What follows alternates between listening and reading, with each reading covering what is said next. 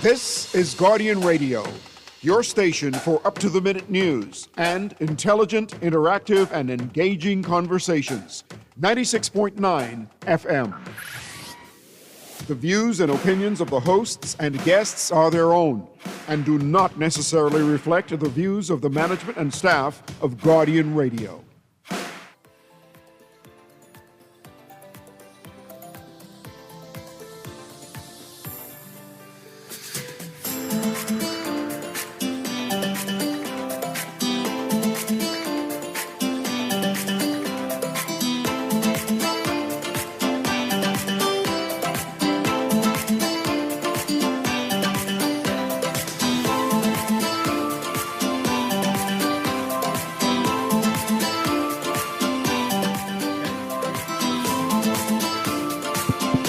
Good morning and welcome to Guardian Radio AM. Today is Tuesday, June 10th. It's a little after 11 o'clock in the morning. Once again, this is C.A. Newry, and I shall be your host for today.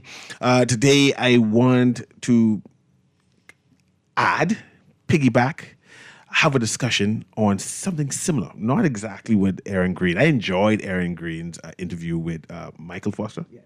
I was in studio.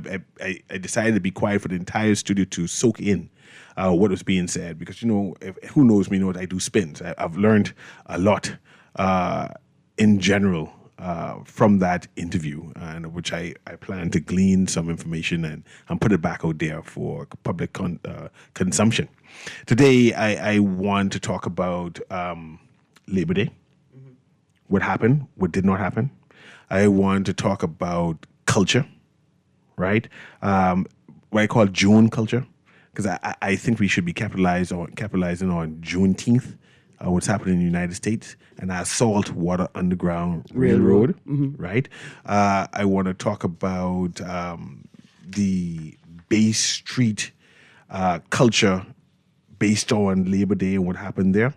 And from there, it's all open there. It all depends on how quickly I get through these conversations, and we'll go through any other thing after that. All right. I was preparing for a Labor Day sort of conversation as well, but I'd made a promise to follow that conversation, and I want to know what happened on the Labor Day parade vis-a-vis Valley Boys and John Canoe. But in preparation for a conversation about labor, I remember that the Ministry for Public Service put out a statement, right, saying that public servants or public officers are not restricted. Like, they could wear whatever shirt they want to wear, and they could march with whoever they want to march with, right? They put that statement out. And I thought, people were celebrating it. Like, look, that's fair. It's a good statement. And then I thought, hold on. Does that conflict with general orders? Let's start from there. Because I see you mentioned that, and I was around you online.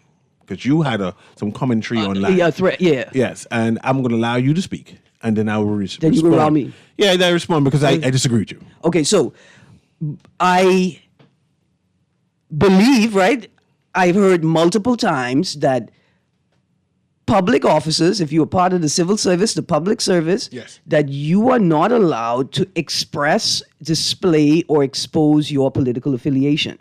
I've always perceived it as a rule intended to protect public officers and civil servants from victimization, but also from attempts to coerce, extort, bribe, or anything, right?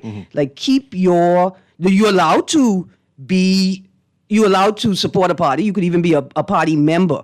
But in terms of, like, in your office, you can't have party flags on your desk. You can't wear a party T-shirt to work. Like, public officers were required when they joined the force. You put that aside, you can't express your political affiliation. I always perceived it as a rule to protect public officers as opposed to victimize them, right? And so I said, well, does the minister's statement or does the ministry's statement contradict general orders? This is the real thrust of my comment right now. So I went online and first time accessing the newly revamped government website. Easy search, it popped up right away, and I think that's a signal of an improved website. It looks great. Give me the website again. It is bahamas.gov.bs. Okay. That's it. It's revamped. It looks different, and it's a bit easier to navigate, I think. I just had one problem. Go ahead. It took me straight to the section I wanted in general orders, Chapter 9, Rules of Conduct, the subsection Political Activities of Civil Servants. 949 states, here's the problem. You can't copy or paste anything from the government website. When my first attempt to copy and paste, all it did was give me the URL. It just copied the web page for that page. There's such vast amounts of information on the government website. Why can we not copy and paste information from the government website? I think you need a snip. You want to do snip? On my laptop? Yeah. Do snip. That's a new thing now. Yeah, it's like you take a screenshot. Screenshot, like. Yeah, but I need to copy and paste it, right? Like, I don't just want to take a picture of it and then print the picture to have here while I'm reading my notes. I want to be able to Copy into your document. an excerpt and then format it. Some words are in bold, so they're highlighted so I could see them easily when I'm reading, right? And what about students with projects? Yeah. You telling me that a student who's gone to a government website for information will have to transcribe the entire chapter of information? Come on, the website looks great, but for me, it's a matter of, is this the policy about transparency and honesty and accountability you've been working on all this time? Because it just seems harder and harder to get access to government information. Thank you very much, Mr. Newry. Hopefully now, the webmaster hears that and right. be able to adjust it that you can do it. There is more information vis-a-vis the conversation in terms of participation in politics, right? But not necessarily participation in the Labor Day parade from Chapter 9, Rules of Conduct, General Orders. Yes. And I believe the Constitution trumps all laws in the Bahamas. Okay, true. However, remember that when you read an act, once it's been passed, at the very bottom of it, like at the bottom it says, this act is deemed to be good law until it is shown to be bad law or contradicting the Constitution. So there are laws that exist right now that are in operation that contravene the Constitution, but you have to actually take that law to the court. I understand. Yeah, okay, good. Yes, and the Constitution allows everyone in the Bahamas to join any political party and be active member and to assemble any place, anytime. Right. However... No, that's full stop, though. I hear that, I know. however, unless you're going to quote the Constitution again or you're going to go to a law. Well, what I was going to say is that within the public service, there are three categories of staff. Let's call them staff, right? Police force and right. There's politically restricted, intermediate, and politically free. Politically restricted, the senior public officers, particularly those whose duties include advising ministers or who may be serving in a sensitive post or in a senior and influential position as defined in paragraph 5A below, who are completely debarred from all political activities. Yeah. The intermediate group. Pause there. Yeah. Political activities or joining a political party? Activities, not joining a party. Just making sure. Right. So you still could be a member. Yeah, you could be a member. Just can't be active. Right. Yeah, in the activities. Right. Go ahead.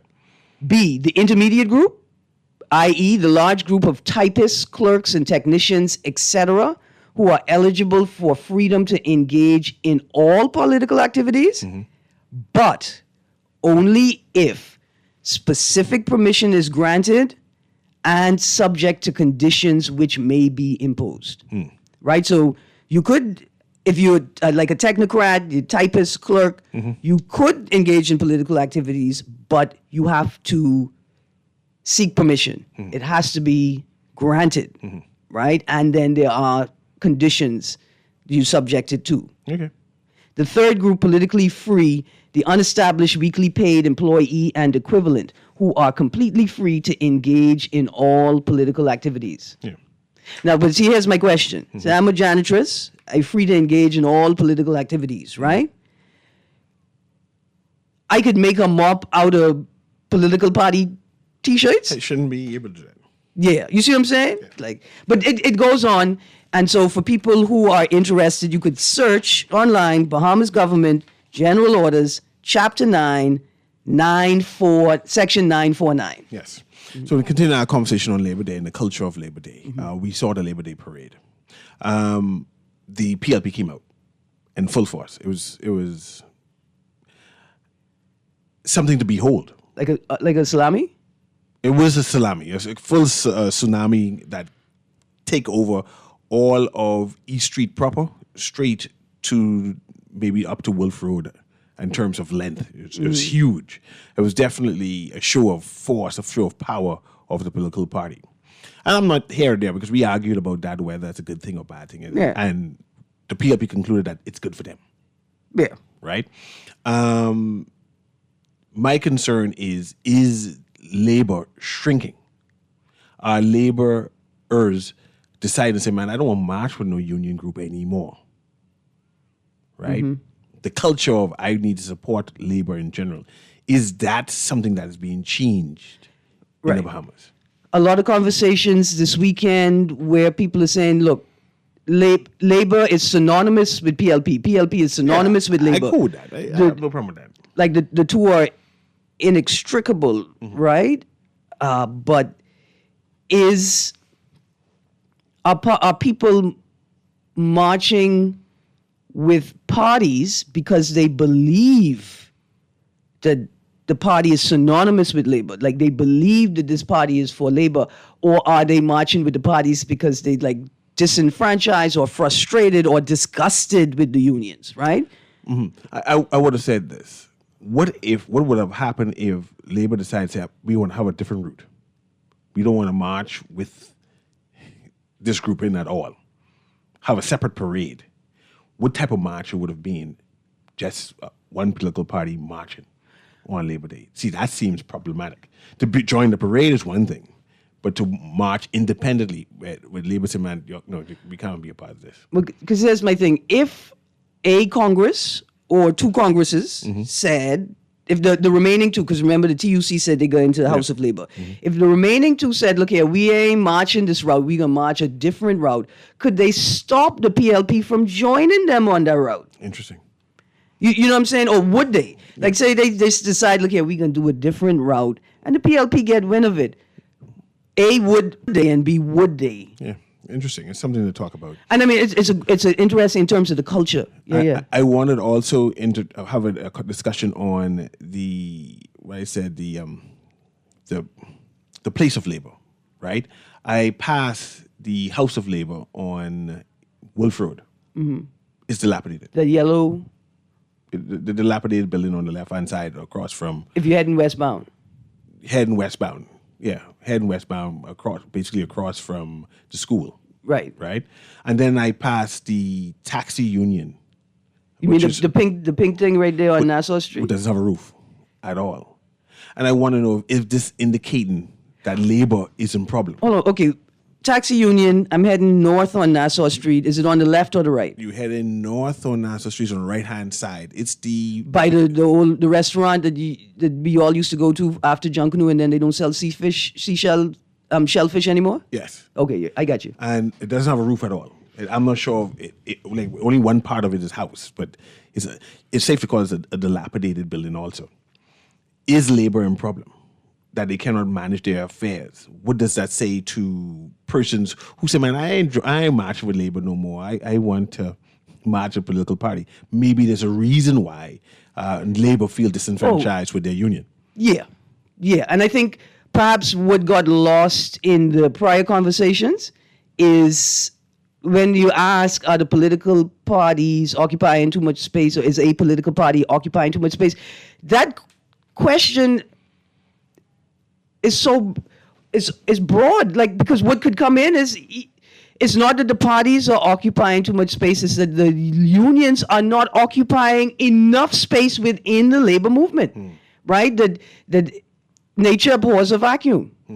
And as the unions shrink, the strongest force expands. That may be politics, right? Like, I think people just saw it as an attack on the PLP as opposed to a question that creates a space for deeper interrogation, right? And broadens the things that we're looking at. I think that's fair. I didn't have a problem saying it when I was talking to, I think, Ferguson, right? That the union, the House of Labor is a bunch of foolishness. And if you are such a mighty union, how is it that you have not been able to identify the resources available within your union space, right? And have that fixed. I was ashamed to see that in the MOU that the government would facilitate or assist in some way or enable in whatever way the renovation of the House of Labor. Especially when they're collecting dues. I mean, that's like you said, it's a serious indictment on the state of labor. To see how taxi drivers operate, not all, but larger and larger numbers, on the road, things like turning right on red, as if the government authorized them to do that, but you don't have a roof on your union building. And for decades. And then your prior, I could see why you made a change in leadership at the last election, because your prior president sat with the minister responsible for transport and said, no, man, we good for the next 100 years. Mm-hmm. And they had no roof on their building at that time? Can you imagine? And pivoting, you mentioned whether, in a prior show, in your show, whether Junkanoo's taking up too much space on a Labor Day parade. Yeah. It's as if we're in a celebratory feel and that we forget what Labor Day is all about and who should be there and why places like fast food restaurants, places like private entities, services are not participating, or what are they doing in terms of their celebrating union? Why are we going out there to be spectators and not heralding the works of labor? Right, and why aren't Junkanoos participating in the parade as workers? As workers. Because for me, they can't occupy too much space on the parade because they the ultimate workers. These by them have job and they work in their Junkanoo job, right?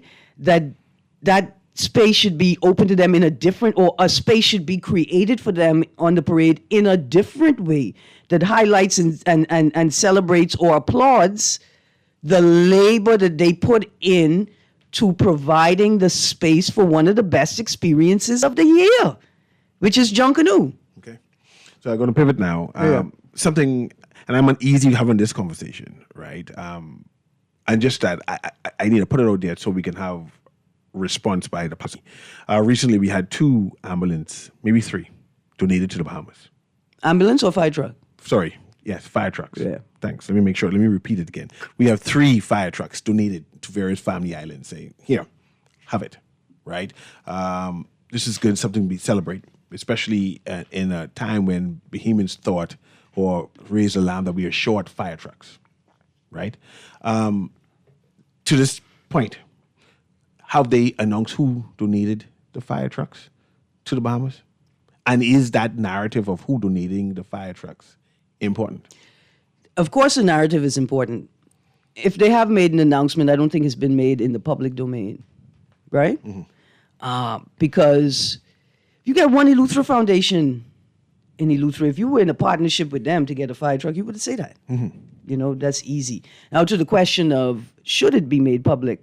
So you mean that it takes me 375 days to open up a bank account because of all of the KYC requirements, if I'm lucky, right? You got people who are submitting documents for the second or third time for an electronic passport that they were already issued for their renewal, but KYC is not important at this point to know who donated the fire trucks? And mind you, I don't want to look a gift horse in his mouth. I'm grateful for the fire truck. Thanking you, and you could send more. To whoever the anonymous person is. Yeah. Right? But surely you cannot announce that you got a fire truck without a narrative. That we just received this fire truck. It was donated by. The fire truck is 20 years old, right? It's going to be manned and operated by these particular people. These particular people are experienced. They're going to training. This is how they're going to be involved with the government or partnering with the government. Is this a PPP? Because, we like use that word now. Is this a PPP program? It's just as if we accepting anything, right? Because we're grateful. Because we're grateful. Because we're short. Because we're desperate. Because we're desperate, right? Yeah. But surely media, Bahamian people, family islanders, but to say, man, I appreciate this, but who give us this? So, do we owe them anything? Do I need to be concerned 5 years from now? I'm just concerned that nobody's asking the question. And with the announcement, with the celebration by the current administration that their actions have removed us from the blacklist, right? Like, isn't this important? Like, we just get off the blacklist, gentlemen and ladies. Shouldn't we be very concerned about staying off the blacklist? Like I said, I was uneasy talking about it, but as a citizen of the Bahamas and who want to herald the Bahamas in general, right? I want to mention that. I'm going to pivot again. Yeah. I'm pivoting like crazy today because so much things I want to talk about what happened over the weekend, and I still want to have it connected to culture. Yeah. BGCSE results soon come out. It's not out yet, but the minister already out mentioning it. And I go with that because we have a good and excellent minister of education. The headline, I can let you read the headline for me. And I'll get concerned because I'm not sure what they're trying to say, right? And I've seen some educators say it before, and I've been watching the results of Jamaica. They just published their CXE results, right? They published every school and ranked them, right? Who had 100% passes, to who had 60%, 40%, whatever it is. They just publish everything. No defending. It is what it is, right? And I've saw some results in other Caribbean nations where they publish everyone. We don't do that in the Bahamas. We don't know how the schools are ranked, and the schools who publish their works, namely Queen's College and St. Augustine's College, and they'll say that 80% of our graduating class Got C and above. Three C and above. Yeah, or 4, or whatever it is, right? No other school does that, right? But the headline, read the headline for me. Stop saying D average, says Education Minister. It's seeming like the good minister is trying to preempt something. Just because we don't have the results yet. We still waiting on the C minus so we can celebrate and say, well, look how we're moving. But stop saying D average. We ain't gonna say that no more. It's a request. Hold on, who's we? Me and you. We ain't gonna say the average. I shall continue to say the average. See what's wrong with you? You don't partner with the government, man. Education Minister Glenys Hanna Martin has denounced the characterization of Bahamian youth as the average based solely on national examination results, describing the label as, quote, unfortunate and unfair. Pause. I'm not characterizing Bahamian youth as the average. First of all, it's your ministry that's the average, madam. Sorry, cousin, senior woman. It's your ministry that's the average. Okay, I give all.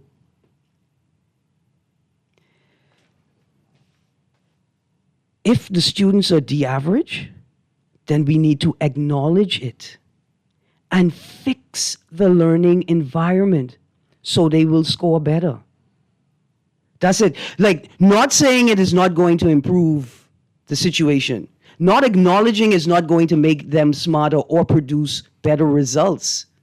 But perhaps if we continue to force you to acknowledge the state of education, then we'll see real substantive shifts. Now, mind you, we have seen some real substantive shifts taking place.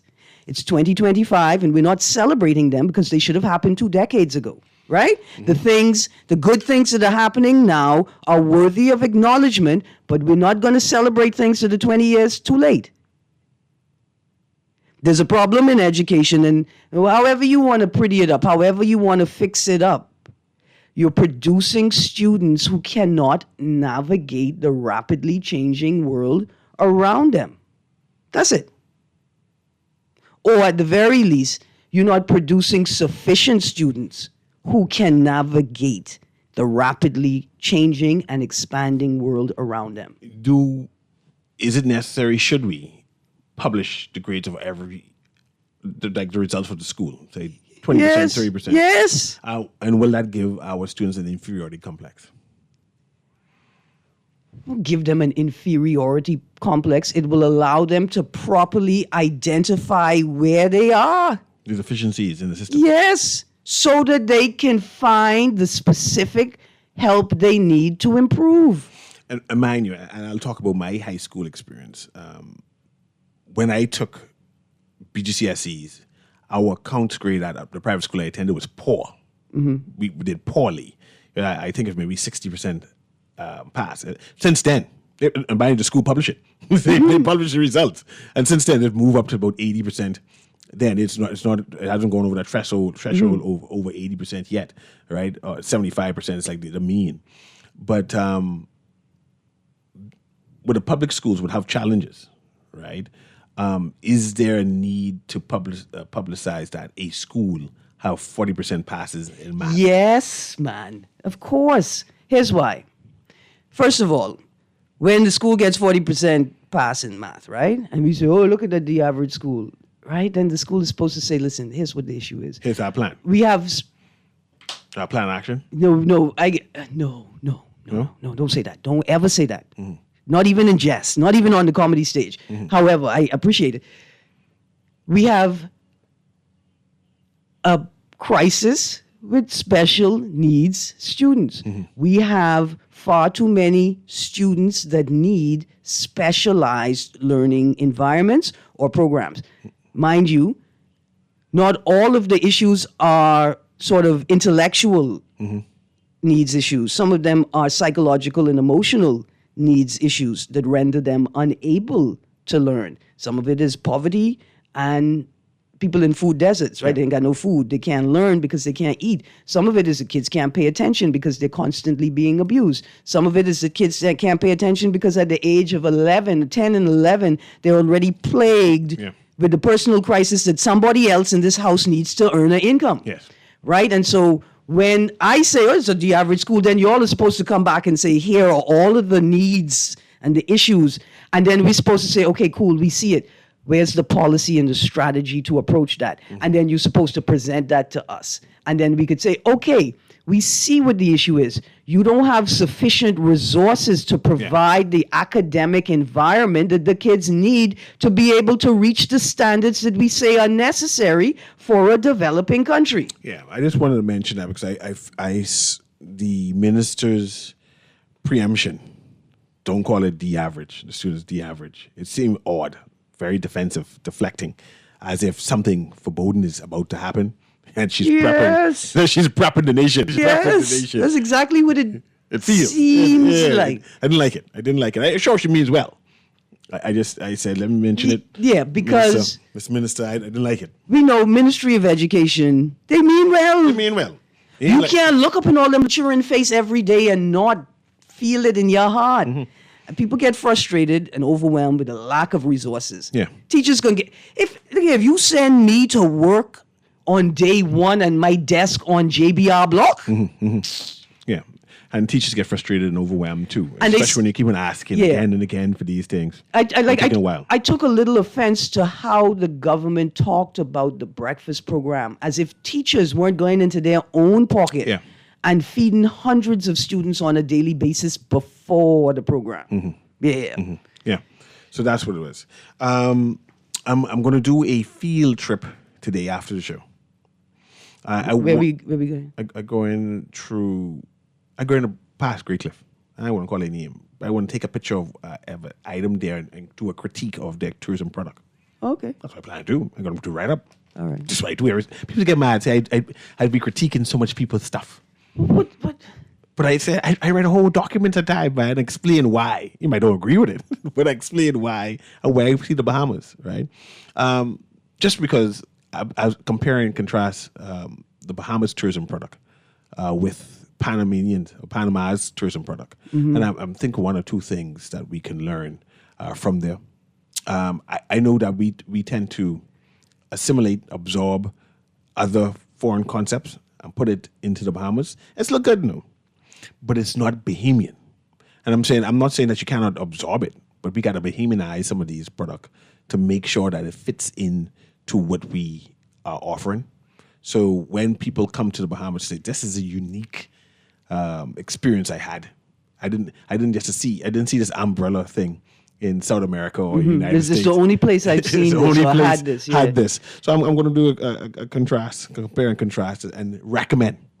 I hope people don't get mad. I just recommend to man, let's change this. Let's make this better for us. That when people come here, they say, man, this is the best place in the world. They speak differently, right? And where I'm going to move from this conversation is that Juneteenth soon come up. You know what Juneteenth is? That's a question. Oh, this question for me. Yeah, you know what Juneteenth is? It's American. It's American, yes. That's it. That's it?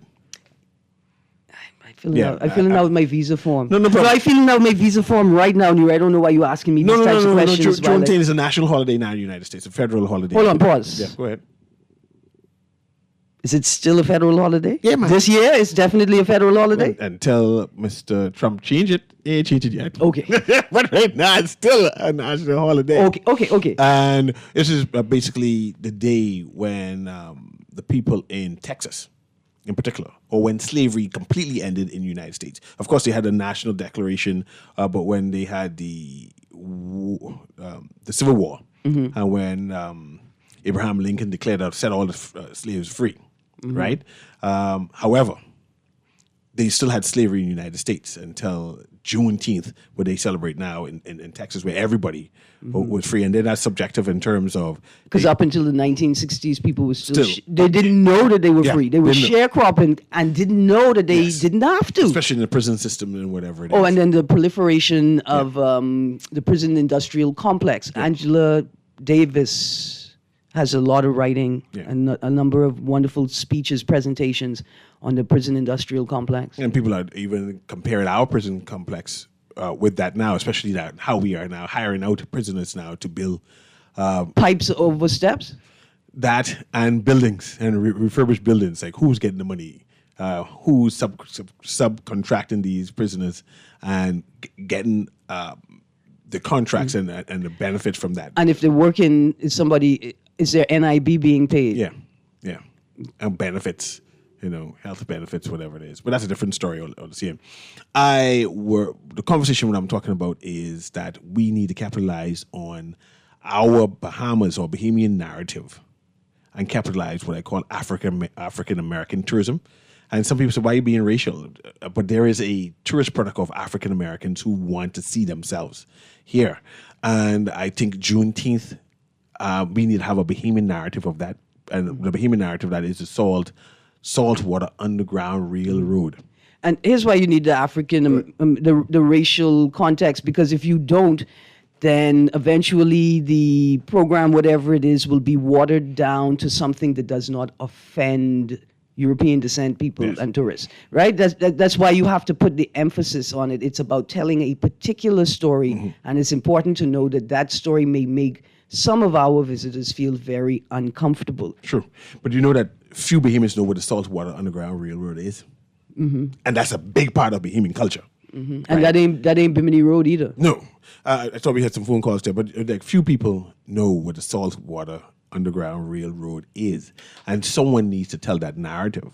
And I think that narrative is important for African Americans to know how we impacted American culture, especially during this time when they're traveling and they're having days off, that when they come to the Bahamas, that they know that this is a spot that has that. Especially when you talk about the Gullah Geechee and the Carolinas and the Georgia connection to the Bahamas and language, we need to do a better narrative on who we are and how we impact those people. And let's I don't know if you want to go to the caller first, and then we can tell people what the Saltwater Underground Railroad is. Let's go to the caller first, and you agree that for me. Producer, go ahead, caller. Guardian Radio AM. Yes, good morning, Mr. Green. Good morning, Mr. Newry. Morning. Yeah, just some little enlightenment here. Ms. Green, you're totally correct as far as slavery taking a while. America is one of the first the first places to keep slavery until the 1860s, right? Even as they said they freed the slaves, and you said some of them didn't know they were free, and they had they called it sharecropping, right? Mm-hmm. What exacerbated this problem with the injustice was the fact that the black people, most of them were uneducated or unknowledgeable about how to weigh things, et cetera, et cetera. So they were being exploited. They weren't able to calculate what they deserved or what they got, right? For their sharecropping. You know that, right? It's documented. You know that, right? Mm-hmm. Yes. Are you familiar with peonage? That is a system in which they still enslave the people and they use the prison systems. Mm-hmm. And then they had certain systems set up in the justice system whereby when a person go to court, let's say if somebody owed, they would say somebody owed them, and they would run out the slave, just post-slavery and all, even during slavery they would do this. And slaves would be able to buy their freedom during slavery by going, if there was a trade, if it was a gentleman. and some of them were very skilled. And so even so, there's a story about a blacksmith and a gunsmith, one of the best gunsmiths in the world. I think he migrated to Canada. I can't remember his name, but I could look up the story. And he eventually, because Canada was a former colony, he sent two high-grade pistols, never made, nobody could conceive that a black man made them, and there was a gift to, I can't remember which king, but he actually refused them and he found that they came from a black man. So what I'm saying is it was all systemic, even with the injustices, with the lynching in the South, it was all commercialized. The peonage is even, you could go and look in the archives and you'll see it. And so what happens is then came the chain gang. And all of this is a capitalistic ideal in order to keep themselves enriched. And so peonage was systemic in the court system. So the court will pass a judgment, and then the person will have to work and pay this and that until the time. It was ridiculous. It still is. So what I want to remind the public, and you should know this, Aaron, a lot of people really believe that when slavery was abolished, that was all good. We know about the remnants of the racial problems in the South, right? But also the injustices continued for a long while, and then peonage was only one way in which Jim Crow laws became hidden. So even fast forward to the 21st century, you still have racial agendas, but it's hidden. You see? That's what I'm trying to show you. It's not going to be blatant or over in front of you. They're still hidden, man, okay? It's nothing changed. And so the fact that people, I get sick to my ears when I hear people praising Abraham Lincoln. Okay. And they don't really understand. Abraham Lincoln made a strategic move for political reasons. And you have to be able to see it for yourself. As slaves migrated from the South and for freedom, because they had the will to, because they know that if they fight with the North, they'll be able to come back and free their slaves, their families to the South. And what happens is they don't want to tell you this. They actually needed these slaves as guides to get back into the South and set up strategic pathways during the war. And so because they saw the number of slaves migrating to the North, that's when Abraham Lincoln decided it was prudent to free slaves. And this is not about them loving us, Give thanks. Thanks very much. And this is part of our history that we need to continue, especially, there's another post I want to mention about something happened in Red Bay, Andros, that Antiquities is doing. They're doing some kind of celebration with the baskets. But more importantly, I think they're documenting indigenous culture, stories, practices, history, and that's a part of the connection to the Saltwater Underground Railroad, right? The Saltwater Railroad. Let's go to caller and read about that. Go ahead, caller. Guardian Radio AM. Caller going once. Caller going twice. No, caller going. Let's go, Red. Read that thing. Red Bay's Andros is one of the, I think it's one of the spots. Here we go. It's an AI overview taken from a number of entities. I'll read at the end. The Saltwater Underground Railroad refers to the coastal route used by enslaved people, not slaves, enslaved people escaping from southern slave states, particularly Florida, to reach the British-controlled Bahamas. This route was a counterpart to the land-based Underground Railroad, offering a way to freedom across the sea. The Saltwater Railroad involved freedom seekers traveling by boat or canoe from Florida's southeastern coast to the Bahamian Islands, which had abolished slavery. And this is something that we, as Bahamians, should be proud of, right? And we should at least be familiar with the narrative, and then we should be able to tell that story, right? Tell the story about a number of times Bahamians have intervened, stopped slave ships from passing our waters, and take everyone off board and say, no, they will be free in this country, right? And it's a proud moment. And we especially, it's a part of independence too, that we are a sovereign nation. Like that's our little Haiti moment, right? When Haiti said, okay, all black people around the world, you're not free, come here, you will be free. Yeah. Same thing. Yeah. So let's take a quick commercial break here, and we come back to Guardian Radio AM as I just go through what happened over the weekend, over the holiday, and then some things that caught my mind. Say, I gotta talk about this, man. Anyway, we're gonna be right back.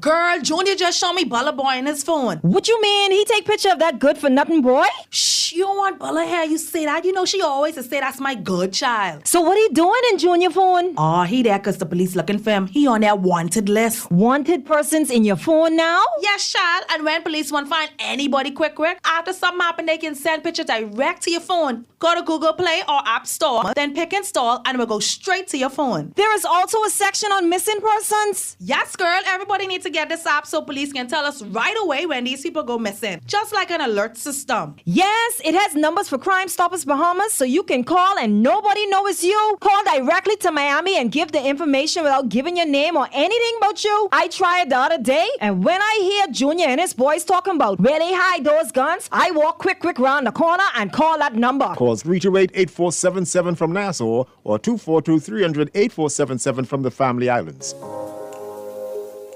Love the show? Want to give your support? Become a sponsor today. Call 302-2300 for our rates and packages. That's 302-2300. Become a sponsor on Guardian Radio 96.9 FM. Fresh news, smart talk, all day. Guardian Media Group and Going Places Travel want to take you and 3 others on a 7-day cruise to Panama, Colombia, on Royal Caribbean Serenade of the Seas. And here's the best part. No visa required. That's right, no visa required. You have 4 ways to enter, 4 ways to win. 1, fill out the form in the Nassau Guardian. 2, listen to Star 106.5 and Guardian Radio 96.9. 3, follow us on Facebook and Instagram. 4, or make a purchase at Going Places Travel. Entry deadline is June 27, 2025. So pack your bags, get ready to soak up the sun, and feel that ocean breeze. You and 3 loved ones sailing the high seas on a vacation cruise of a lifetime. Drawing is on July 4, 2025. Brought to you by the Nassau Guardian Media Group and Going Places Travel. Certain conditions apply. Airfare, taxes, and gratuities not included.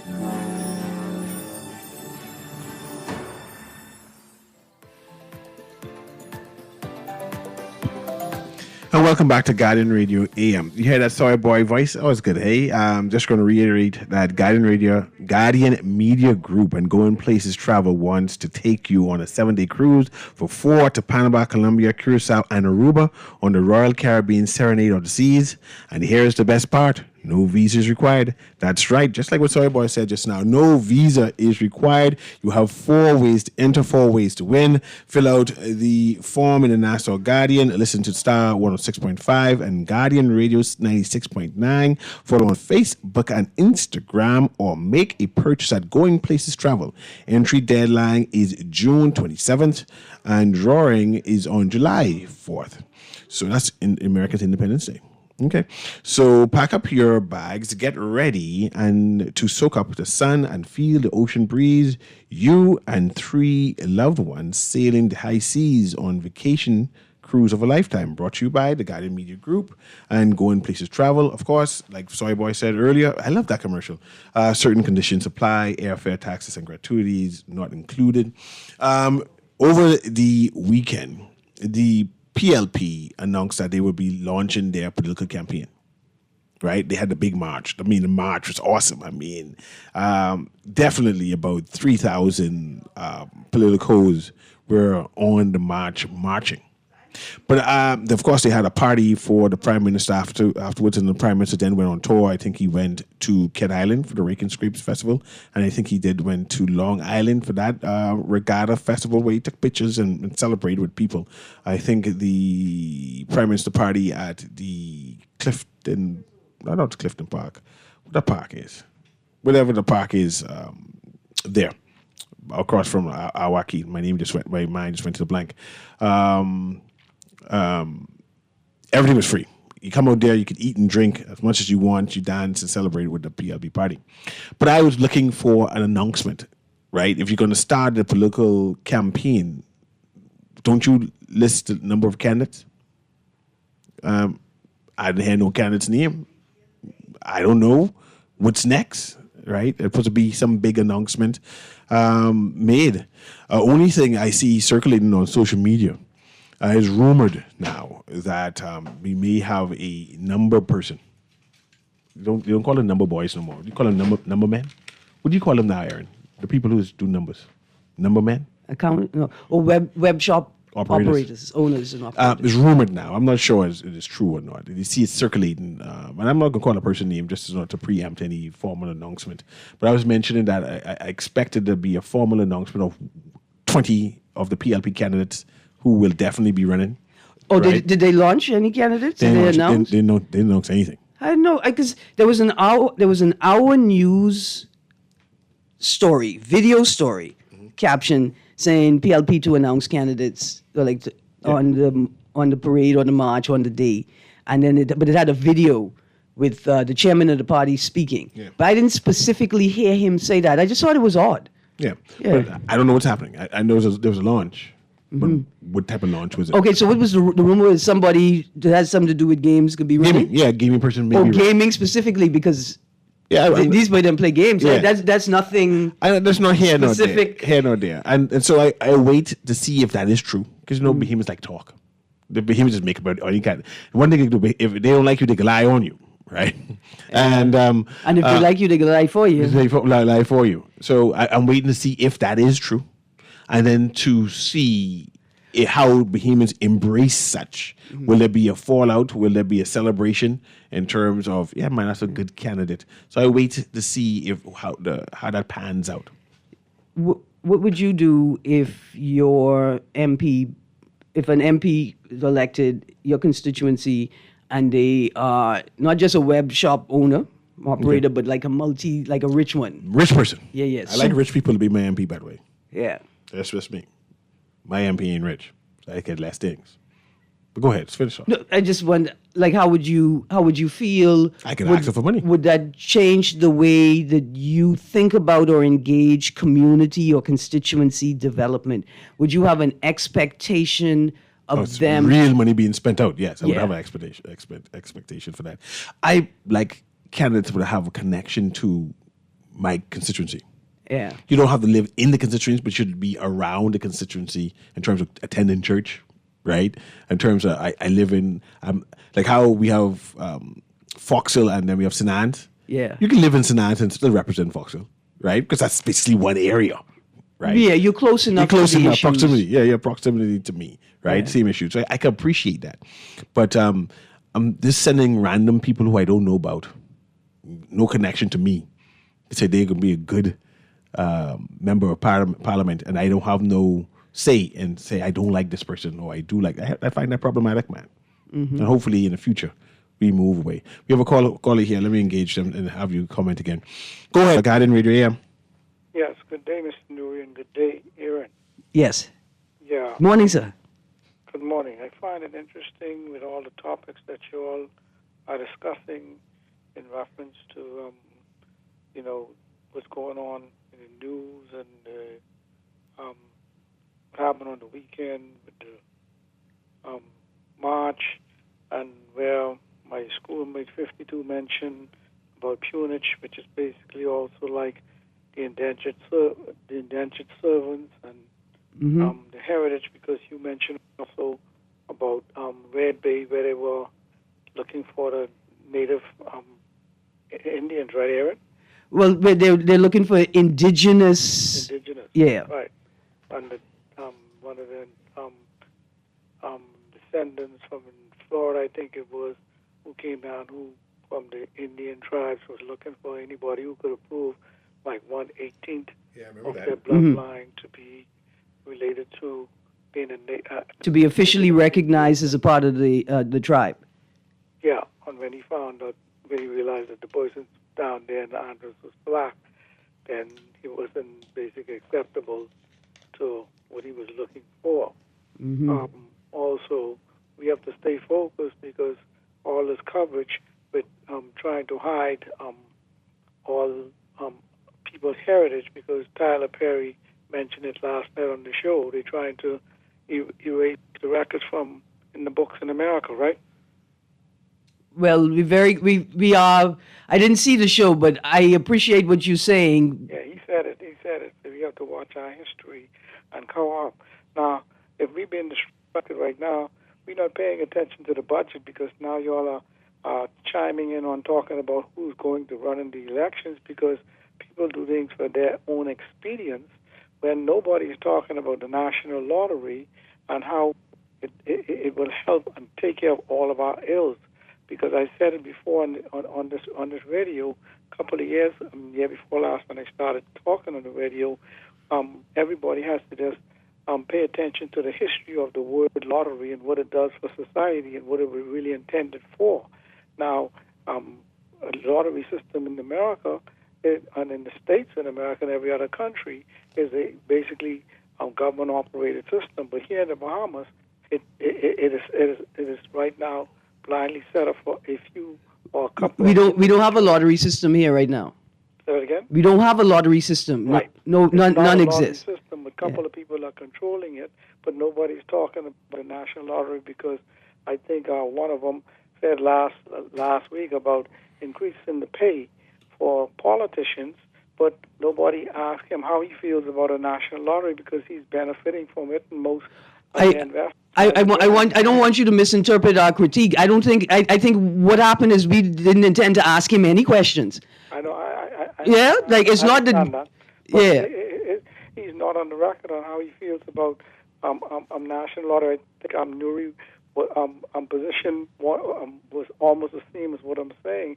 We need to know their position about it. But if people like them are going to run, because right now it's a cover-up for those who are benefiting for one political party, which basically... And if they decide to run... referendum and then say it was an opinion If vote. they decide to run, we'll put that question to them. But they ain't decided to run yet.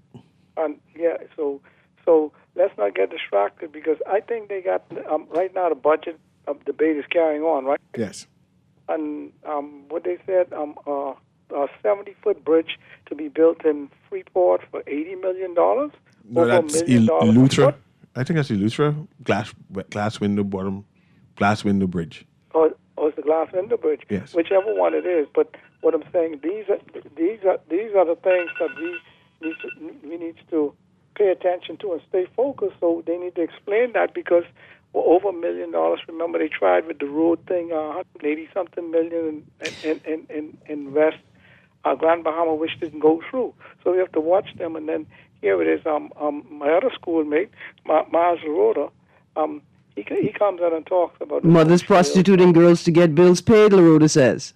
Yeah, but he's a lawyer now. Now, Miles, I want you because don't speak to him directly. Tell me how you feeling. Don't talk to him directly. No. What I'm saying is he just needs to let us know how these people are being prosecuted, man, and we ain't got to play around and talk about tell the people to call the police because that's the system and it's been like that all the while. You let the behemoths know. Let us know if they doing that to them kids because you know what I mean. Ain't nobody doing that kind of stuff to my daughters. And they wouldn't have done them, and any relative daughters of mine, and get away with it. Okay. So be serious and let us know what you're putting in place to deal with these people. How much of them being prosecuted? We don't need to tolerate these type of monsters. Yeah, I agree, and we got to bring these conversations up. The caller made some good references. Oh, I'm going to continue my. Before we go. Yes, sir. A number of people say, man, Carnival was small this year. It might be showing the symptoms that Carnival is on decline and to be eradicated over our. It was. I think the timing was poor. Yeah. So just right timing. You think it'll bounce right back? Wrong weekend. Just wrong weekend. Yeah. Everybody was out. But I mean, because they had party for the Prime Minister. Yeah, and he had like 3 or 4 parties. And of course, they had regatta in Long Island. Cat Island had the Rake and Scrape Festival. Hold on, Cat Island and Long Island had the Rake and Scrape Festival on the same weekend? Yeah, it was a big weekend. Oh, y'all ain't making no sense. Yeah. No, it ain't making no sense. Poor planet. All of the money y'all pour into Long Island and Cat Island, and y'all do it on the same weekend? Some people want to go Cat Island, some people want to go Long Island. Yeah. We may have a discussion on that. Who plans the weekends, right? The festival calendar. What's the festival calendar? Anyway, this has been Guardian Radio AM with C.A. Newry. Tomorrow I'm supposed to have guests. What are you doing tomorrow? Tomorrow, Professor Krista Walks is coming in. We're doing the musical Archipelago. Nice. Yeah. Nice. Okay, we see you tomorrow. Take care.